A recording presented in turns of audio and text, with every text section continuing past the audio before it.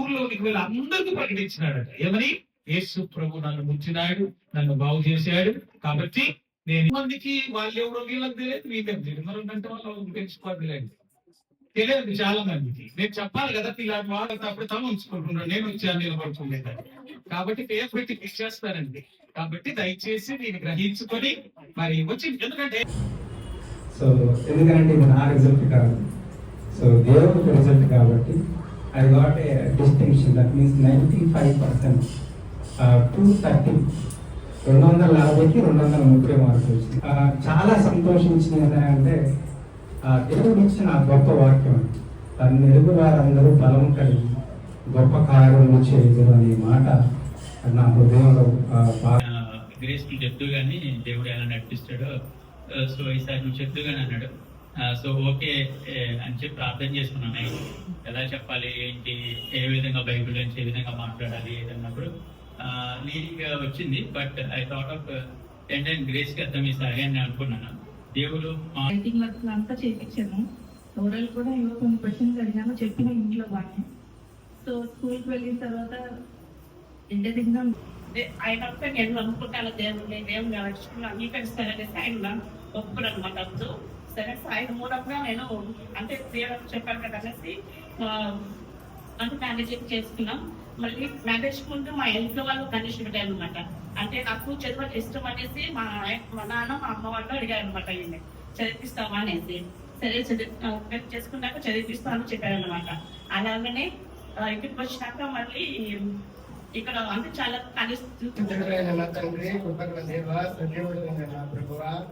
నీకే వందనాలు చెల్లించబడ్డంటే ఈ సమయంలో కేంద్రంలో ప్రభావ రాత్రికాల సమయంలో నేను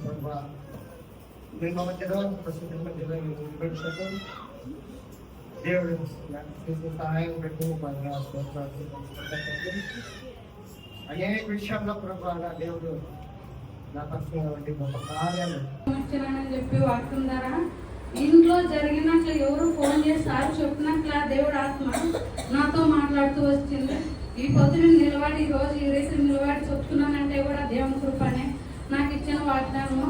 నా కృప నీకు చాలనని మరి దానిలోన ఉంది. నాకు ప్రతి వాక్యంలోన మరి మోసేతోన ఎర్ర సముద్రం ఎదురైనా ఎర్రకో కూరల ముందున్న నీకు అద్భుత దేవుడుగా ఉండి నేను నడిపిస్తానని వాక్యం ద్వారా నాకు ఎన్నో దేవుడు నాకు మేచినాక ఫాస్ట్ బైబిల్ చెప్పే వాక్యం ద్వారా మమ్మల్ని బలపరుచున్నాడు. వాక్యం ద్వారా ఆ వాక్యం ద్వారా నేను రక్షణలోకి నేను నడిచినాను ఫస్ట్. అయిన తర్వాత నాకు నేను రక్షణలో నడిచే ముందు వాగ్దానం దేవుడు ఈ దేహాన్ని ఇచ్చింది, ఆ దేహం నీకు ఆలయమై ఉండాలి అనే వాగ్దానం నాకు హృదయానికి కట్టింది. ఈ దేహమే మనం దేవుడు చేయకుంటే మనం అనే మనిషే ఉండం అని గాలి వచ్చినా నీకు కూడా చదాదు నీ పిల్లలకి నీకు తోడై ఉండాలని ఆ దేవుడు నాకు వాగ్దానం చేసినాడు.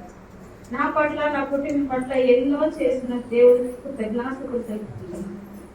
అయినా నేను ఈ మందిరంలోకి వచ్చినప్పుడు నేను చాలా భయపడేదా, వీళ్ళందరిలో నేను ఎలా ప్రార్థన చేసుకోలేప్ప అని విజయరానికి నాకు ఎంతో బలం శక్తి నువ్వు ఒక్కదానివే చేసుకో. దాన్ని ధూళి లాంటి దాన్ని ఎంతో చేర తీసుకుని ఈ రోజు నీ మందిరంలో ఇంత మందిలో నీ సాక్ష్యం చెప్తున్నానంటే దేవుడు కృప, దయ, జాలి, కనికరం నా కుటుంబం పట్ల ఎంతో మేలు చేసినాడు. ఈ సంవత్సరంలో నా వాగ్దానము యెహోవా నీకు తోడై ఉంటానని సెలవిస్తున్నాడు. వాగ్దానం ప్రకారం నాకు ఎన్నో నా కుటుంబం పట్ల ఎన్నో కష్టాలలో, బాధలలో, దుఃఖంలో, వ్యాధిలో నీళ్ళు ఎక్కినప్పుడు ఉండి ఇలాంటిది మా వదిన ఆమె కూడా దేవుని నిర్ణయించినాడు. అలాగే మా మామగారి తమ్ముడు ఆయన అందరూ కూడా 30 days లోనే అందరూ ఒకరు అలా పోయినారు. అలాగే నేను పనిచేసే చోట కూడా మా బ్రదర్ ఒక అతను ఉన్నాడు. అతను కూడా ఎప్పుడు చెల్లమ్మ అనేవాడు. ఆయన కూడా చాలా శ్రమలు కలిగినాయి.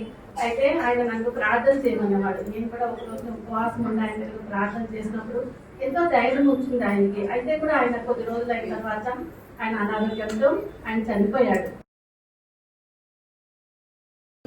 భయపడకూడదు, నీకు తోడైంటాను, నీకు ధైర్యంగా ఉందని వాక్యం ద్వారా నాతో మాట్లాడినాడు.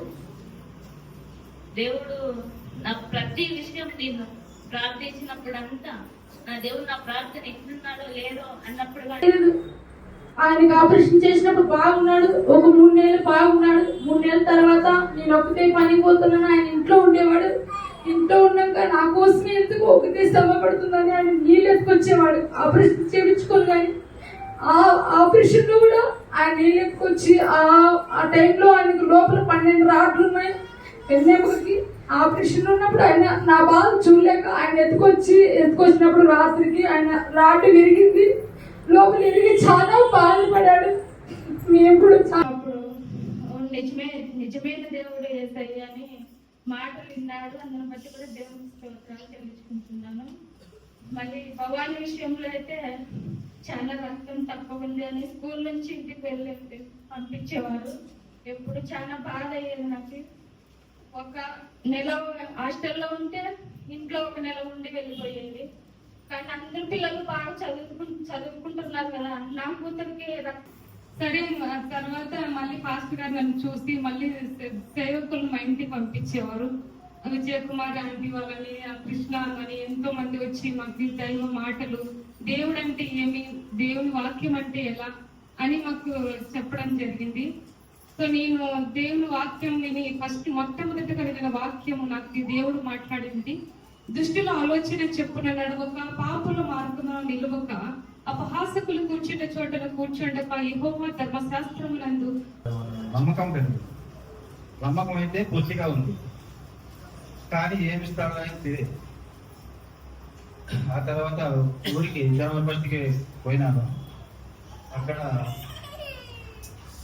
స్థలం గురించి వేరే వాళ్ళు చెప్పినారు, ఇక్కడ మా వేరే వాళ్ళ ఊళ్ళో. చెప్పిన తర్వాత అక్కడ వెళ్ళినాను. వెళ్ళిన తర్వాత గవర్నమెంట్ రూమ్లు వచ్చేవారు ఇంటికి, అక్క అందరూ వచ్చేవారు, ప్రేయర్ చేసేవారు. ఎప్పుడు దయ్యాల గురించి ప్రేయర్ చేసేవాళ్ళు. దురాత్మ ఉన్నది, చర్చికి రండి అన్నారు అందరూ. నేను ఎప్పుడు చర్చికి వచ్చేవాళ్ళు కాదు. చర్చికి రండి అన్నారు.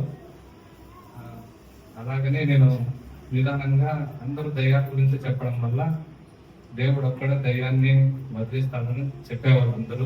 బీటెక్ సెకండ్ ఇయర్ లో మళ్ళీ తను చదువుకోవాలంటే సర్టిఫికెట్స్ కావాలి, 10th ఇంటర్మీడియట్ సర్టిఫికెట్స్. మా చెల్లి ఏమో నన్ను అంటే లోన్ 4 years తను చదువుకోకపోయినా కూడా అది ఏ ప్రాబ్లం అయినా 4 years కి 4 lakhs కడితేనే సర్టిఫికెట్స్ ఇస్తాము అంటున్నాను. మా చెల్లెమో నేను రికవరీ అయ్యాక జూన్ జూలైలో మళ్ళీ నేను డిగ్రీ జాయిన్ అవ్వాలి అని. తమిళనాడు బతుకునేదానికి వెళ్ళి ఫస్ట్ తమిళనాడులో యా ఇంటికి పోయినా కానీ దేవుని ఫోటో ఉండే ఇంటే మా గృహం చిక్కుండే. నాకు దేవుని ఫోటో చిక్కితేనే చూస్తేనే నాకు ఎట్లైనా కోపం వస్తుండే. వస్తేనే కోపం ఫోటోని చించేసుకోండి, దేవుని ఫోటోని చించినాక ఆ రోజు తెల్లారులో కడుపు నొప్పి వస్తుండే, మళ్ళీ ప్రేయర్ చేస్తేనే బాగా అవుతుండే. ఆశపడుతున్నాను. నేను 10th క్లాస్ లో ఉన్నప్పుడు లైక్ రోడ్ క్రాస్ చేస్తున్నాను, అంటే ఫంక్షన్ వెళ్ళేసి వస్తున్నాం అనమాట. సో ఆ టైంలో 10th క్లాస్ అంటే ఒక చిన్న పిల్లని కదా నేను. సో లైక్ రోడ్ క్రాస్ చేసేటప్పుడు మా మామ్ చేయి పట్టుకోవడం నేను మర్చిపోయేది అనమాట. సో అలా ఆ టైంలో రోడ్ క్రాస్ చేసేటప్పుడు ఒక కార్ వచ్చి లైక్ అలా నీకొట్టేసి వెళ్ళిపోయింది అనమాట. ಸೊ ಸ್ಮಾಲ್ ಆಕ್ಸಿಡೆಂಟ್ ಬಟ್ ಬಂದು ಎಷ್ಟು ವರ್ಷ ಆಯ್ತು, ಆದ್ರೆ ನನಗೆ ದೇವರು ತುಂಬಾ ಸಹಾಯ ಮಾಡಿದ್ದಾನೆ. ನನ್ನ ವಿಷಯಕ್ಕಿಂತ ಎಲ್ಲರಿಗೂ ಸಹಾಯ ಮಾಡೋದೇ ಒಂದು ದೊಡ್ಡ ಕೃಪೆ ಅಂತ ನಾನು ಹೇಳ್ಕೊಳ್ತೀನಿ. ಆದ್ರೆ ಇವತ್ತಿನ ದಿನದಲ್ಲಿ ನಾನು ತುಂಬಾ ಕಷ್ಟಪಟ್ಟಿದ್ದೀನಿ, ಆದ್ರೆ ಡಿಪೆಂಡ್ ಆಗಲಿಲ್ಲ ಯಾರ ಮೇಲೆ. ಪ್ರತಿಯೊಂದು ಸರ್ತಿ ಫಾಸ್ಟ್ ಮನೆಗೆ ಬಂದಾಗ ಎಲ್ಲ ವಿಷಯ ಕೇಳ್ತಾರೆ. మా భక్తుడి ప్రేమ నాకు తెలుసు. ప్రేమ అంటే ఎవరో నాకు తెలియని పరిస్థితుల్లో ఉన్నాను నేను. నాకు చిన్న వయసులోనే 12 సంవత్సరంలోనే పెళ్లి చేసి పంపిస్తున్నారు.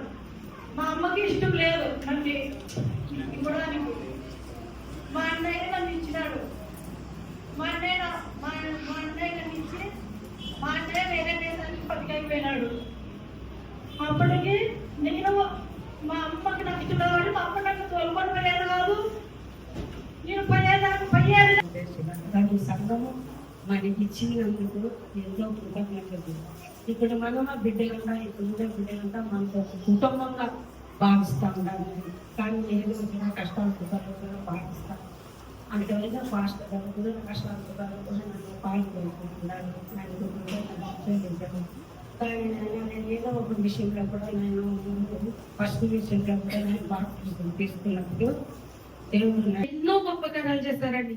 నాకు తల్లిదండ్రులు దూరమైనప్పటికీ దేవుడు తల్లిగా తండ్రిగా ఉండి అన్ని అనుభవాలుగుండా దేవుడు నన్ను తీసుకుని వెళ్ళాడు. అది చెప్పలేము, అంత గొప్ప కార్యాలు చేశాడు. మరి 24 hours తనైతే రోడ్డు మీదే ఉంటారు, గాడి రన్ చేస్తూ ఉంటారు. దేవుడు తన రెక్కల కింద తను ఎంతగానో కాచి కాపాడుతున్నారు. దాని గురించి కూడా దేవునికి ప్రతి దినము ప్రార్థన చేస్తూ ముందుకు వెళ్తూ ముందు మమ్మల్ని నడిపించే ప్రభావాన్ని ప్రార్థన చేసుకుంటుంటే మరలా నన్ను చాలా ఊపిరి ఒక వారం 10 రోజుల కిందట ఊపిరి ఆడించేది లేదు, కూర్చోలేను, పండుకోలేను. చాలా మళ్ళీ చనిపోతానేమో అనుకున్న చిత్రం అని దేవుడు చెప్తున్నాను. మరి అలాంటి పరిస్థితుల్లో కూడా నేను మా పాల్గొని ఇష్టాన్ని కానీ ఎప్పుడు ఇంటర్లాగా కానీ ನಾಮಕಾರ್ಥವಾಗಿ ನಾಮಕಾರ್ಥ ಕಳಿಸಲಾಗಿ ಚರ್ಚಿಗೆ ಬರೋದು ಹೋಗೋದು ಮಾಡ್ತಾ ಇದೆ. ಪ್ರಾರ್ಥನೆ ಮಾಡೋದಿಲ್ಲ, ಮನೆಯಲ್ಲಿ ಬೈಬಲ್ ಓದೋದಿಲ್ಲ. ಈಗ ಬೈಬಲ್ ಡೈಲಿ ಓದ್ತೀನಿ. ಮತ್ತೆ ದೇವರು ಬೈಬಲ್ ಓದಬೇಕು ಓದು ಅಂತ ನನ್ನ ಮನಸ್ಸು ಹೇಳುತ್ತೆ. అదే విధంగా ఏంటంటే దేవుడు ఆయన అంకుల్ గారు గుర్తించి మళ్ళీ అన్నల ద్వారా ఒక సువార్తను నాకు ప్రకటించారు. నేను అనుకున్నాను నాకు ఒక పిలుపు వచ్చిందని. నేను అనుకొని ఆ రోజు నుంచి ఈ రోజు వరకు మార్నింగ్ సర్వీస్కి వచ్చి ఈవినింగ్ సర్వీస్కి వస్తాను. దేవుడు ఇచ్చిన అవకాశాన్ని సద్వినియోగం చేసుకుంటున్నాను. అలాగైతే నా జీవితంలో నాకు దేవుడు నాతో మాట్లాడిన విషయం ఏమంటే, నేను ఇర్మియా 11:18లో సర్జరీ అని చెప్తే లోపల 2 వెళ్తే 6:30, 7 బయటకు తీసుకొచ్చినారు. చాలా మేజర్ సర్జరీ అయింది. ఈవెన్ అది ఎంఆర్ఐలో కూడా కనిపించలేదు ఎంత డ్యామేజ్ అయ్యింది అనేది. అంత పెద్ద ప్రమాదం జరిగి అంత పెద్ద యాక్సిడెంట్ అయినప్పుడు నిజంగా చాలా అంటే చాలా కృంగిపోయినా. అప్పుడు జాబ్ లేదు. జాబ్ ఉన్నప్పుడు అసలు ఫైనాన్షియల్ గా ఏ సపోర్ట్ కూడా నేను భయపడలా. మొత్తం దేవుని ప్రార్థన చేసుకున్నాము. తండ్రి దేవుని చిత్తంలో మేమిద్దరము వచ్చి విశ్వాసంగా నిన్ను ఆరాధించాలనుకున్నాము.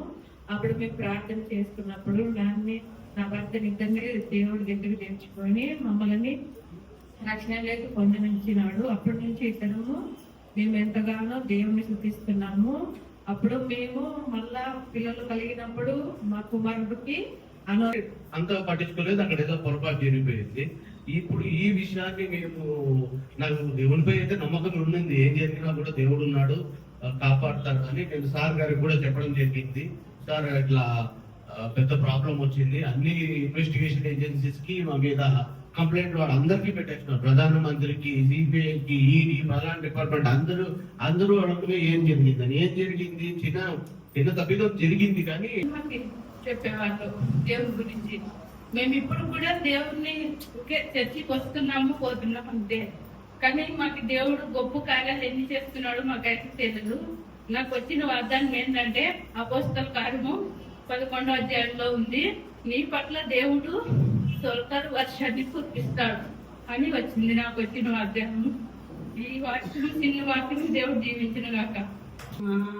ఇప్పుడు 10కి వెళ్ళినాడు. 10కి వెళ్ళి ఏమో ట్రైనింగ్ తీసుకుంటున్నారు సార్. తెలుగు పోలీసు ట్రైనింగ్ అంటే సార్, దాంట్లో సెలెక్ట్ అయ్యి అందరికీ చెప్పేదాంట్లో కానీ మాట్లాడేదాంట్లో కానీ ట్రైనింగ్లో ఫస్ట్ నేను సంతోషపడేది కదా. దాని తగ్గవైపు నేను విశ్వాసంతో భక్తితో నేను నిలబడాలి కదా, అసలు నేను నిలబడాలి కదా. నిజంతో దేవుడి దగ్గర పాపల దగ్గర నేను అడిగాను, కానీ నాకు ధైర్యం ఇచ్చినాడు ఆయన. ఒక రోగి ప్రార్థన చేయాలన్న ధైర్యం ఉండేదాన్ని కాదనట్టి, కానీ నాకు దేవుడు ధైర్యం ఇచ్చినాడు. ఆ సీట్లు నన్ను పట్టుకుంటారా